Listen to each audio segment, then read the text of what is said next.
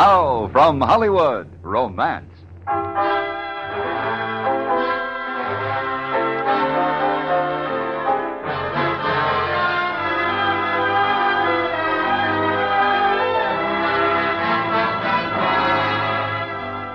You know, when they first found oil out in Oklahoma, you had to be a man to survive. And Big Jack Chalmers sure qualified. There wasn't anybody in the country who dared to cross him, till a pretty little widow woman come along. She took his measurement for fair. Now, with John Daner as Jack and Joyce McCluskey as Mrs. Gale Smith, we bring you transcribed John B. Delio's delightful comedy, Pawhuska.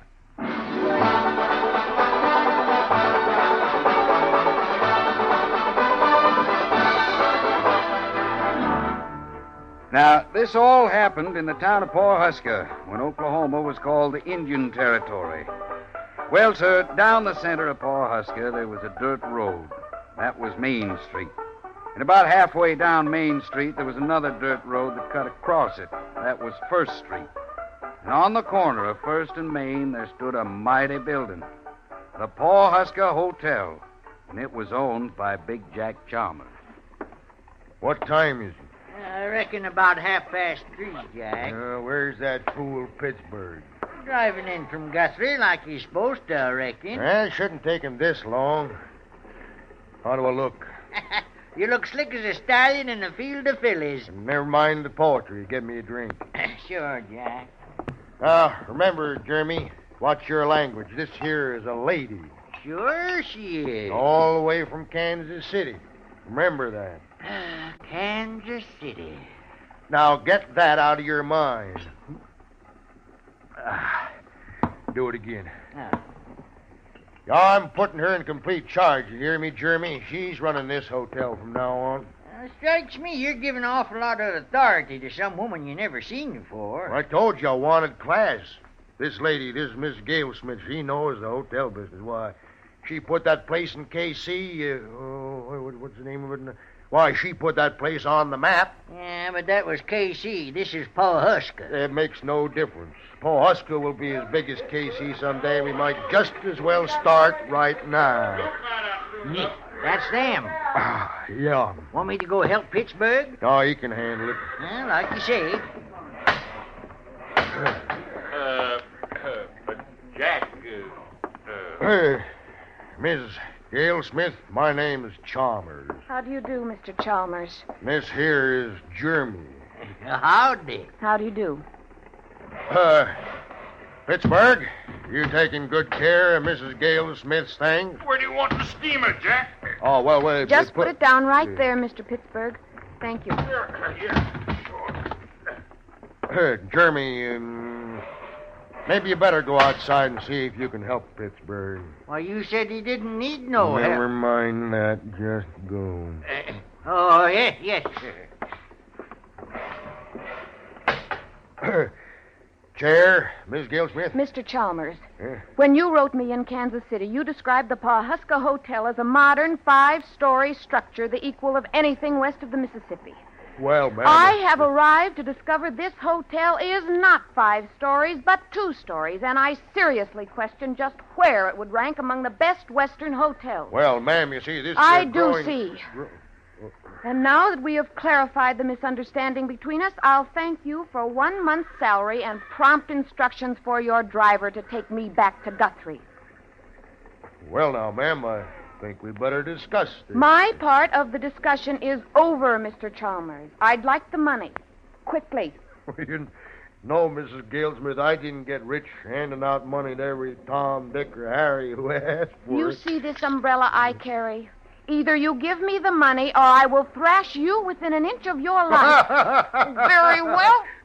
Miss Gale Smith, now, Miss Gale Smith, just a minute now. Miss Gale Smith!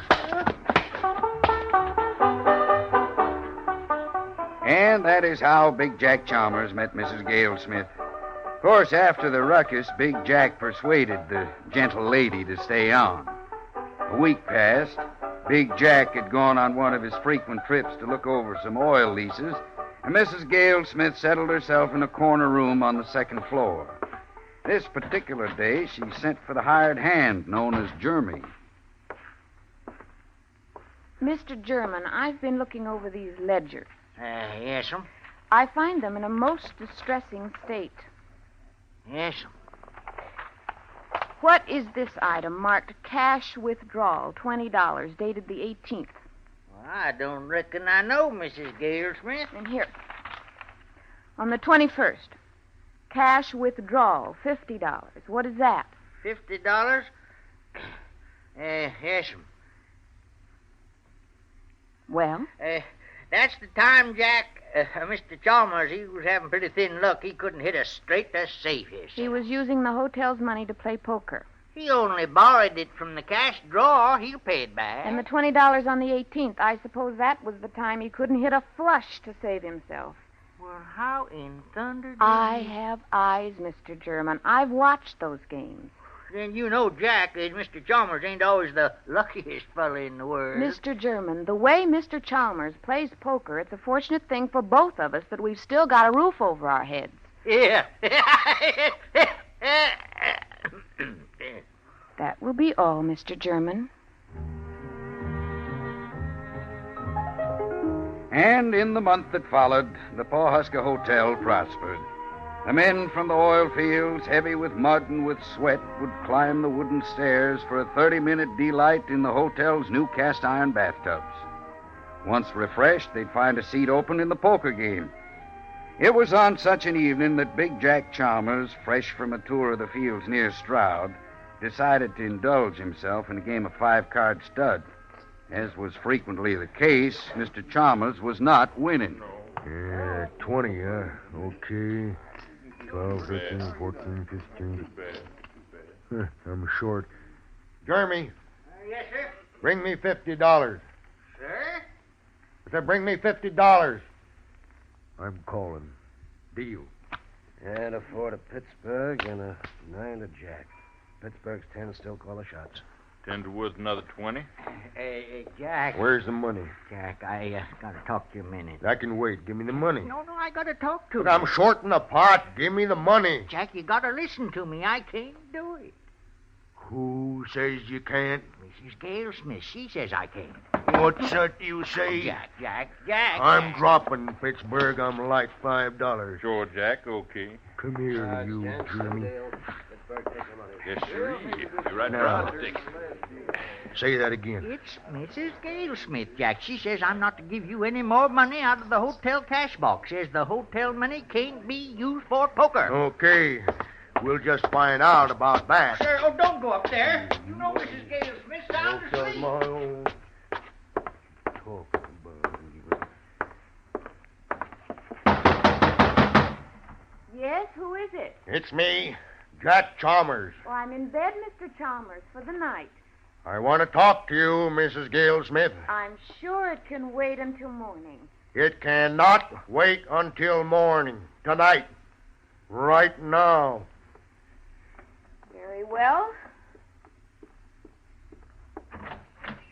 Well, what is so important as to disturb a lady in the middle of the night? Mrs. Galesmith, not for 1 minute are you going to tell me I can't play poker whenever, wherever I want to. Mr. Chalmers, let me be the first to assure you, you may play poker the rest of your natural life if you so desire. Then will you please instruct that coward idiot to hand over my money? Jeremy does not have your money, Mr. Chalmers. He has the hotel's money. It's all the same. It's my hotel, my money. By your express order, I am in charge of this hotel, sir. And I will decide how to disperse its funds. Of all. Good night. Of all. Open this door. Open this door at once. Now, there now. Mrs. Galesmith, my foot will remain in the door until we settle this once and for all. Very well, Mr. Chalmers. Oh! Now, Mr. Chalmers, I bid you good night.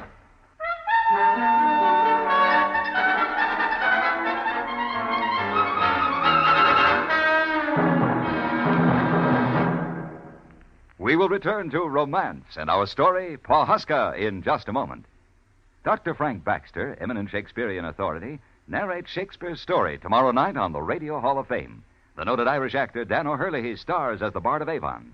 Lionel Barrymore presents Dr. Baxter and introduces the play, a thrilling historical drama, tomorrow night on the Radio Hall of Fame over most of these same stations. Don't miss it.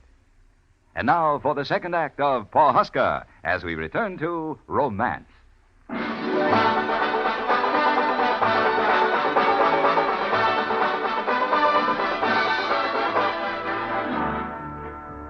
Now, Mrs. Gale Smith was a widow woman of some 30-odd years. Attractive and well-groomed, she nonetheless ruled the Pawhuska Hotel with an iron hand. There was men in town that'd rather cap a gusher than face the awful wrath of Mrs. Gale Smith's displeasure. Mrs. Gale Smith knew the frontier, and she knew her trade, and as I said, the hotel prospered. So it was only natural that one day a tall stranger should enter upon the scene. Morning, ma'am. Yes? My name's Wrench, ma'am. I'm here on business. Yes. I've been looking over your fair city. Thriving little community. Pawhuska's going places, ma'am. You didn't come here to the Pawhuska Hotel an hour before the bar opens to tell me that, did you, Mr. Wrench? No, ma'am. I think this town could use another hotel, and I aim to build it. And I want you to run it for me. I already run a hotel, Mr. Wrench. I'm not offering you a job, Mrs. Gale Smith. I'm offering you a partnership. 50% interest in the Osage going up across the street. We'll split the profits. If there are any profits. Yes, ma'am. I don't rightly expect your answer today, ma'am, but I would like you to think about it. I'll be in town all week. As a matter of fact, I'd hope to stay here at the Pawhuska, if you've got a room. I've got a room, Mr. Wrench. If you'll be good enough to sign the register. Pawhuska, being the size it was, the news was all over town in 24 hours that the stranger from Tulsa had come to hire Mrs. Gale Smith away from Big Jack Chalmers. One thing about Big Jack, he may have been unpolished, but at least he always knew what was on his mind. There's talk around town that you aim to go to work for Wrench. Is that right? I don't know. Well, there's talk. All I gotta say is it's up to you.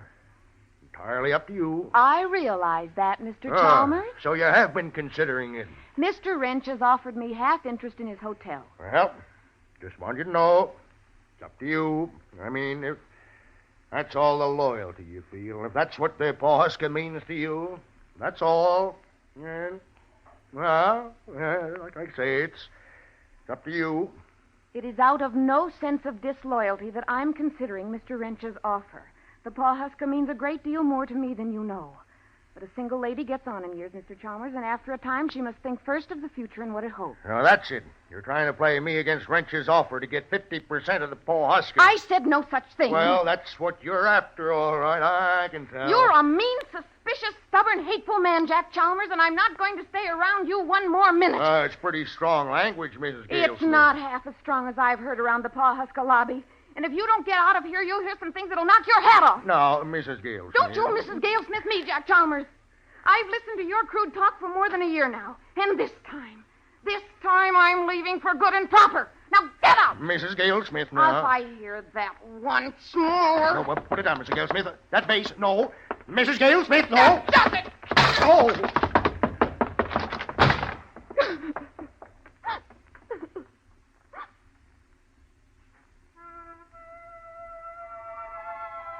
Of course, it wasn't long before the word about Mrs. Gale Smith and Big Jack Chalmers had spread throughout the thriving community of Pawhuska. This time, Mrs. Gale Smith was leaving the hotel for sure. At least so the local citizens said. But that night, as Big Jack sat at the poker table with Wrench, he wasn't saying anything, except possibly deal. Sorry about your streak of luck, Mr. Chalmers. If you'd like to quit... Deal. Jeremy, bring me another 100. Well, now, Jack. We'll have no more of that. Bring me the money. All right, gents. And ace up to you, Mr. Wrench. Deuce to Big Jack. Ace bets. Let you in easy, Mr. Chalmers. $50. Call. Jeremy, where's the money? Well, now, Jack, If I told you once, I told you 100 times. There's going to be no more of that. But, Jack, there ain't no more money. The cash box is empty. Eh? Are you dropping out, Mr. Chalmers? No, Mr. Wrench, I'm not dropping out. Then we're waiting for your $50. It calls my bet. Jeremy, you sure? I'm sure. Gentlemen, I seem to be temporarily out of funds. I wonder which one of you would loan me, say, $100? Well, now, don't everybody stampede me at once. Dealer? Sorry, Jack. You, Pittsburgh? Well, now, Jack, I know your credit's good and you're a mighty trustworthy fella, but... I don't need a speech, Pittsburgh. If you're going to turn me down, just turn me down. Sorry, Jack. Well, Jeremy? I couldn't be broke if I'd hit dry holes from here to Muskogee. I see. Jack, these fellas would loan you the shirt off their back if you really needed it. But there just ain't no man in this town fool enough to loan you money for playing poker. That's the truth. Right. Well, now, man, it seems to me you're mighty hard on your friend, Jack Chalmers. And if there's anything that disgusts me, it's seeing a man's friends turn against him. Now, Mr. Chalmers, I hate taking a man's money and not giving him a full chance to get it back. That's so, Mr. Wrench. Therefore, if you want to keep going, and it's up to you entirely, I'll be more than happy to loan you, say, $1,000. Pretty generous. What's in it for you, Wrench? Friendly gesture, Mr. Chalmers. What kind of security, you asking? Why, name your own. I got some oil leases and you're Stroud. I got oil leases, too. That's all there is. Just some land and the hotel. Well, you know, Mr. Chalmers, all my life I've wanted to own a hotel. Deal.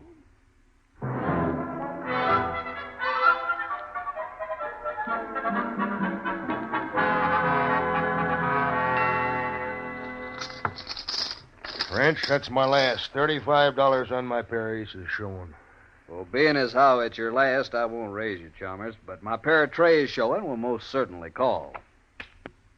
Just what you see, Wrench. Pair of aces. Old card was a tray, my friend. Makes 3 of them.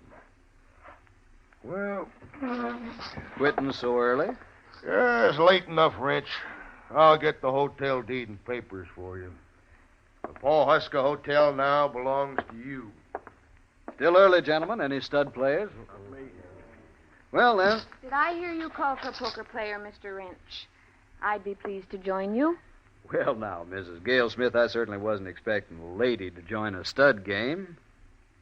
Do you refuse to play, Mr. Wrench? Well, no, ma'am, but... Very well, then. Deal.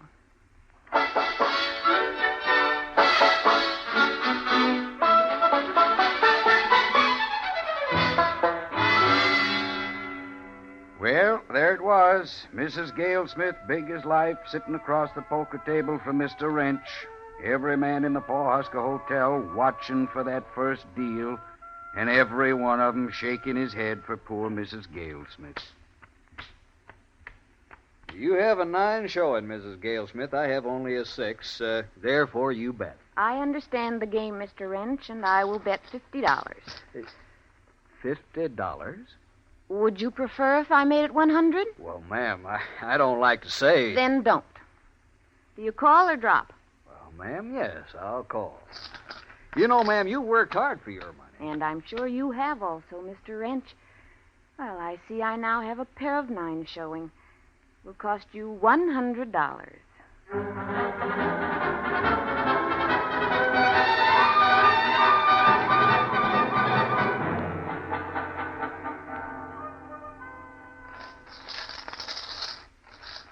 Mr. Wrench, may I trouble you for the yellow one across the table? I can't quite reach it. Yes, ma'am. Thank you. I see I have a queen showing. $50. Mrs. Gale Smith, perhaps you'd like to consider lowering our standard bet a mite. You could lose a fancy fortune at these stakes. Or win one. $50, Mr. Wrench.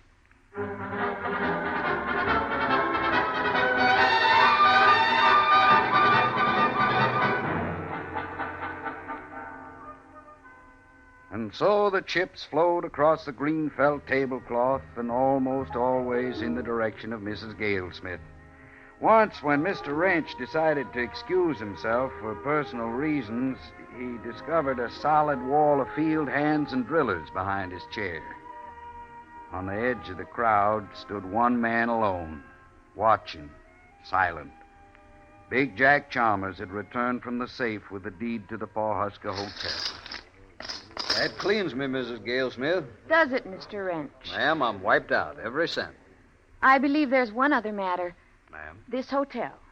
I thought I heard Mr. Chalmers give it to you as security against his loan. Well, ma'am, that's another matter entirely. Deal, Mr. Wrench. I know when I'm beat, ma'am. You forget the hotel, it's yours. No, sir, I don't do business that way.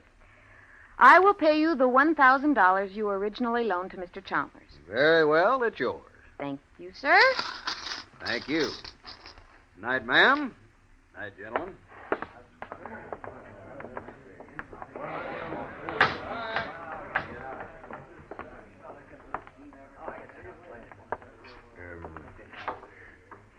Mrs. Galesmith.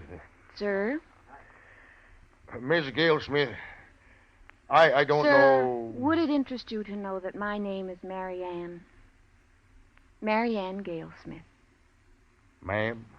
If we're going to continue to operate this establishment together, I thought you might like to know. Together? Well, the hotel is yours. You just bought it from Wrench. But with your money. If you insist, you may buy half of the hotel from me. I'd be proud, Mary Ann. Mary Ann. Yes? That poker game. Well, you played. Mr. Galesmith was a professional gambler. He was shot to death one night in Kansas City when someone discovered he had an ace up his sleeve. Good night, Jack.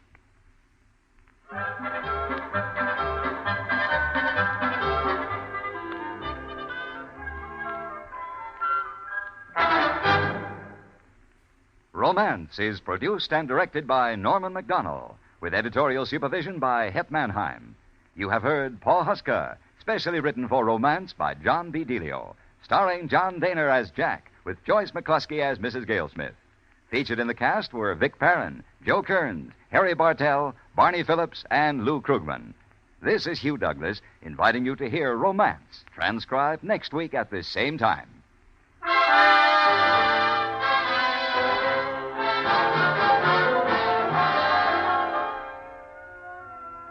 It's an exciting episode of Gunsmoke tonight, as Marshal Matt Dillon, the lawman of old Dodge City, confronts a man he helped jail, a man who was innocent of the crime of which he was convicted.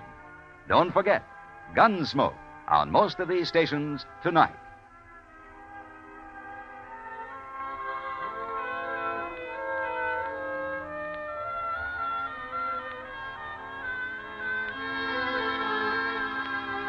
Gangbusters go into action Saturday nights on the CBS Radio Network.